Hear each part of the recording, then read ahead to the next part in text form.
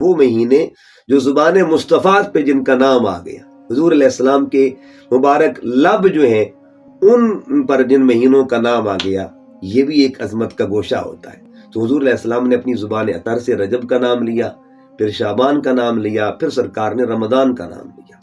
اب یہ بھی ایک ترتیب کا زاویہ ہے۔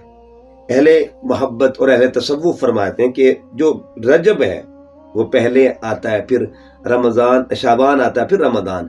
رجب جو ہے وہ بیج بونے کا مہینہ ہے، بیج بونے کا۔ شعبان جو ہے وہ پانی دینے کا مہینہ ہے، اور رمضان جو ہے یہ پھل کاٹنے کا مہینہ۔ کتنی خوبصورت تشریح ہے۔ اس کے بعد ایک اور یعنی بہت خوبصورت اس پہ قول ہے کہ رجب جو ہے یہ ہوائے رحمت، یعنی رحمت کے جو ہے نا آغاز ہوتا ہے، رحمت کی ہوا چلنا شروع ہو جاتی ہیں۔ اس کے بعد شعبان کا تعلق صدائے رحمت کے ساتھ ہے، رمضان کا تعلق عطائے رحمت کے ساتھ ہے، یعنی پھر وہ رحمت کی عطا ہوتی ہے، ہوا چلنا شروع ہو جاتی ہے رجب سے، پھر صدائیں بلند ہو جاتی ہیں شعبان میں، جس طرح شب برات صدائے رحمت بلند ہوتی ہے، پوری رات وہ صدا بلند رہتی ہے۔